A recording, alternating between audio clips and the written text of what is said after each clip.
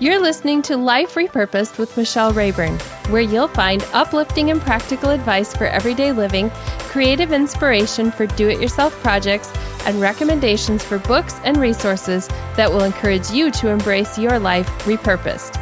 I'm your host, Michelle Rayburn. Hello there. Thanks for coming back again for another episode back to back in the celebration of the Life Repurposed podcast birthday. So today's episode, number 116, is with Kathy Carton Willis. Now, she appeared on the show in episode number 21 and episode number 31.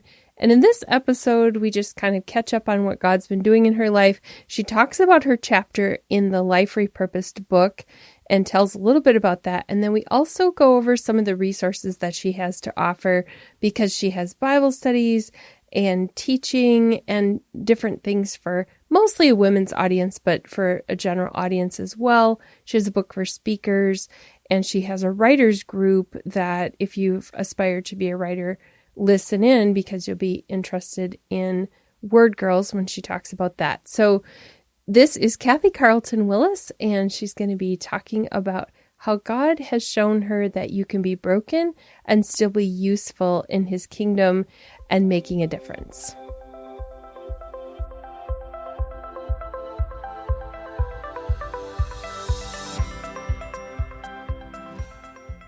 Welcome, Kathy. Thank you so much for joining me today. Thanks for having me. It's always great to be back. Yeah, so this is an encore of an encore, I think. I think you're right. Yeah. So as we get rolling and talking about your chapter in Life Repurposed, I wanted to know, what is your favorite thrift store find? Oh my goodness. It would have to be, I collect this pattern of china called My Blue Heaven. And whenever I can find a piece of that in a thrift store, I get so jazzed because normally it's really pricey and I never pay a big price for them. So I'll get them for like $1 a piece, and that really makes me happy. Nice. Yeah. So thrift store is something that you've done a lot over the years, I imagine, with all the moves that you've done.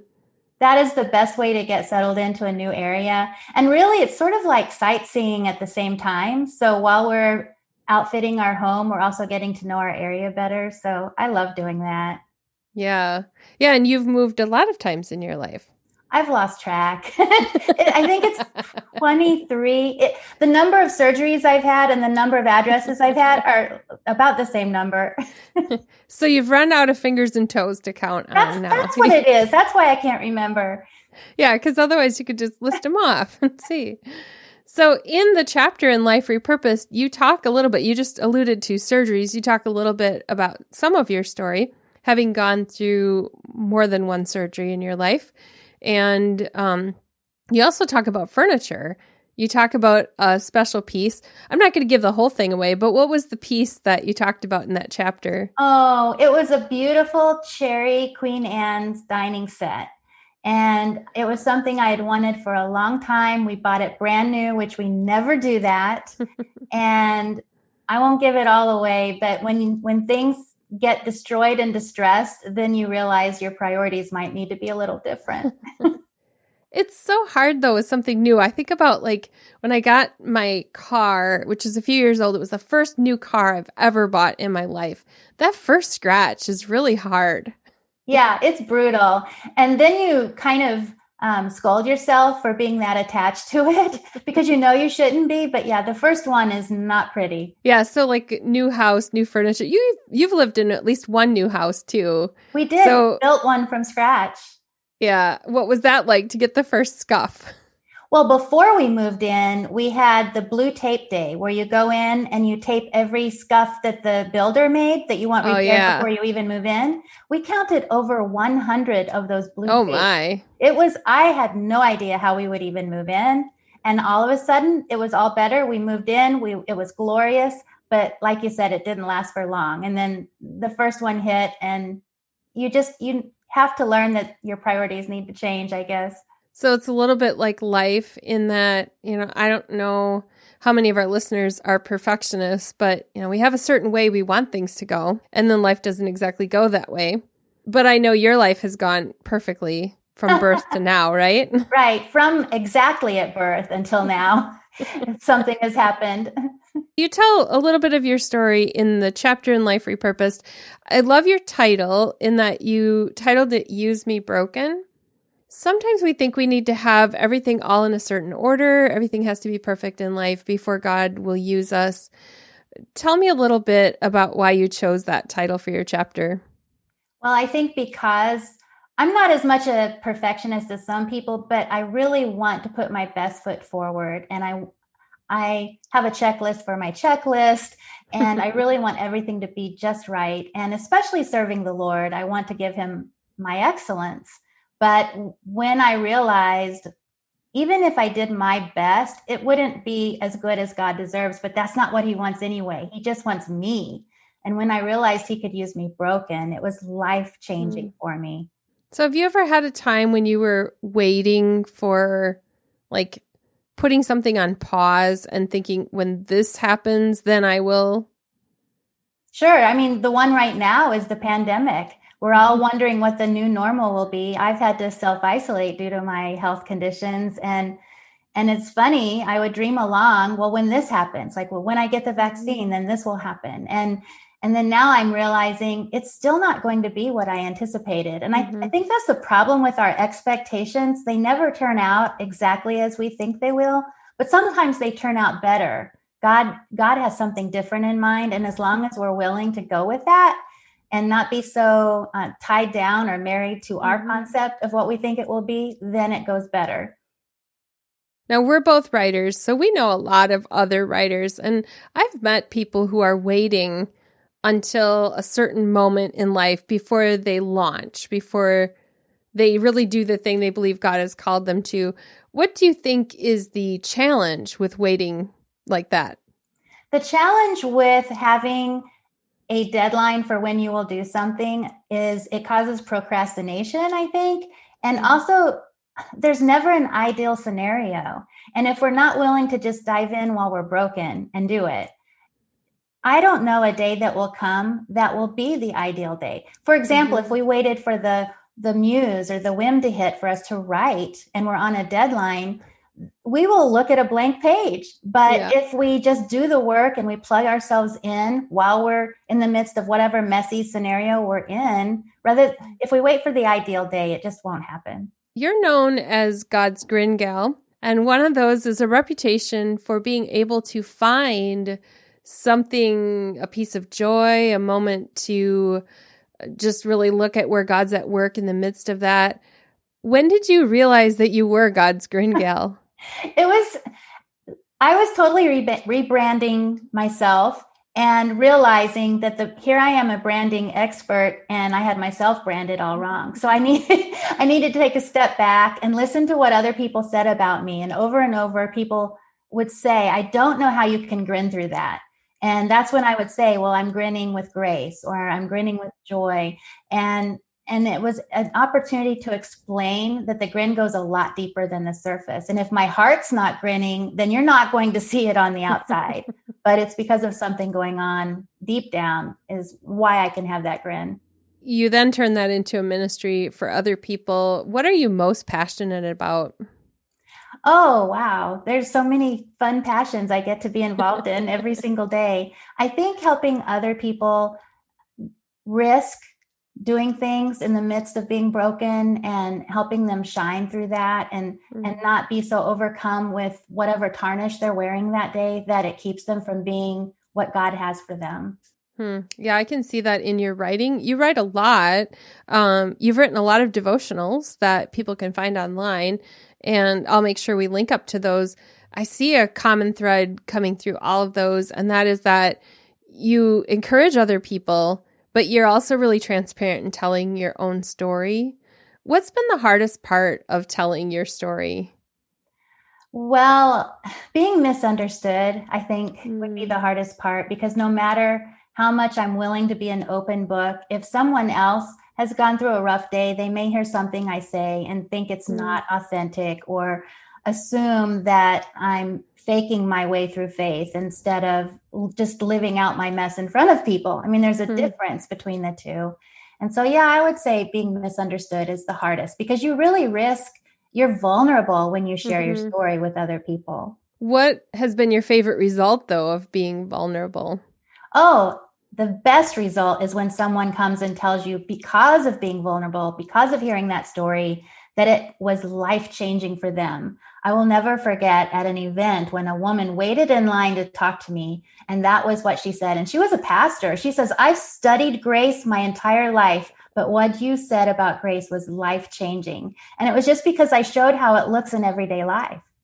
And she was able to grasp a hold of it and apply it. So if you had not decided to step forward and let God use you as you are, then you'd miss out on that opportunity to minister to somebody else's life, to help them experience a transformation.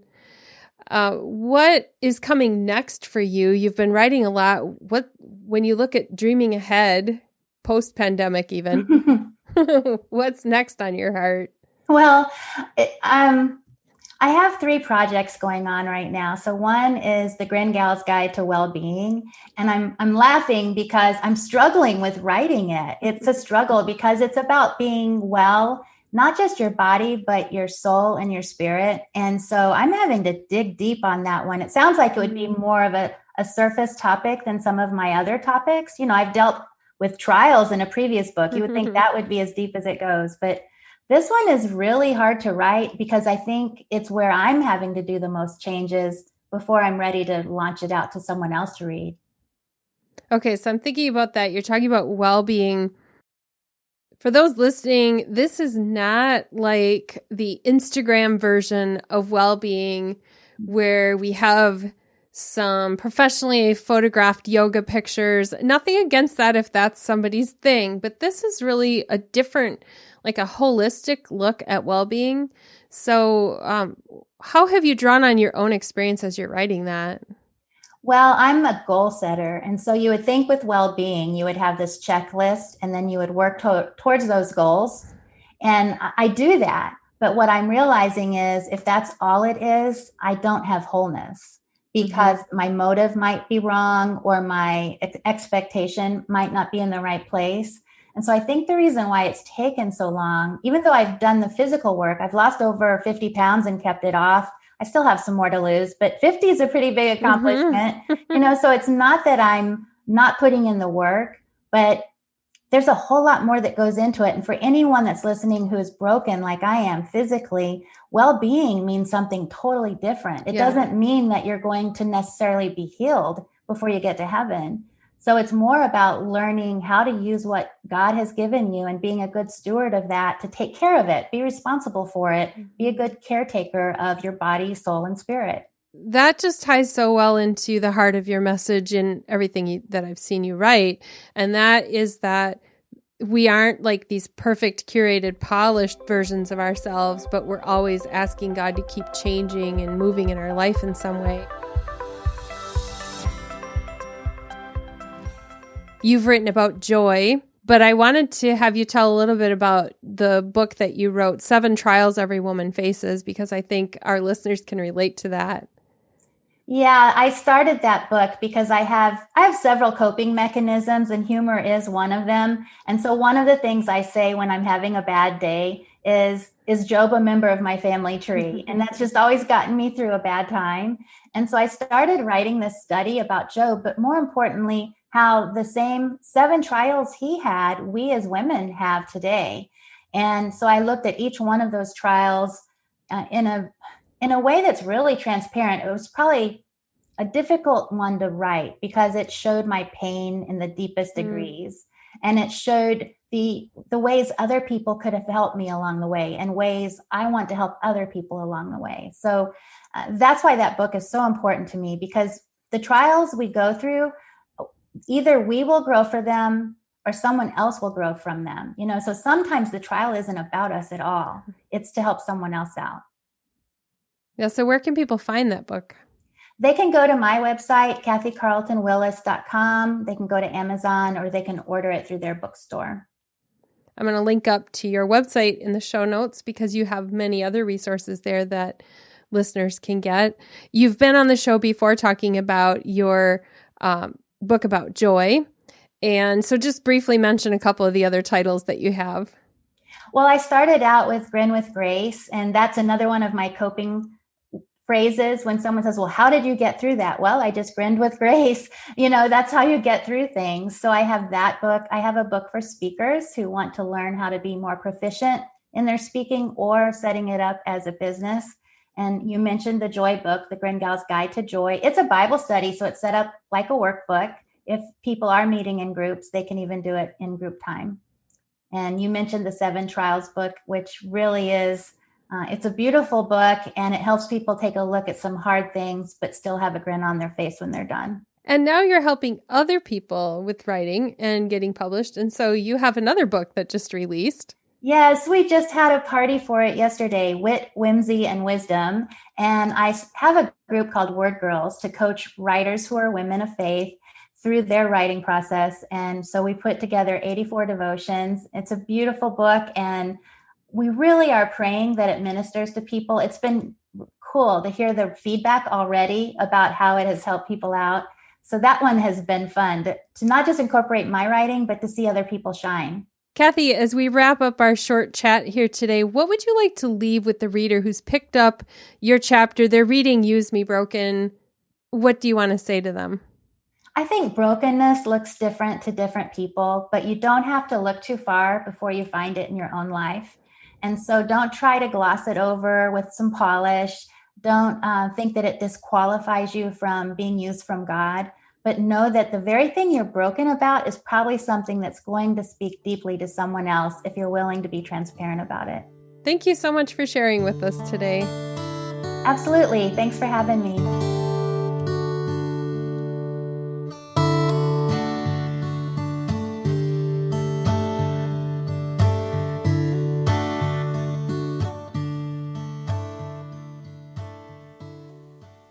You will find the show notes to this episode and every one of those resources that Kathy and I talked about at michellerayburn.com/116.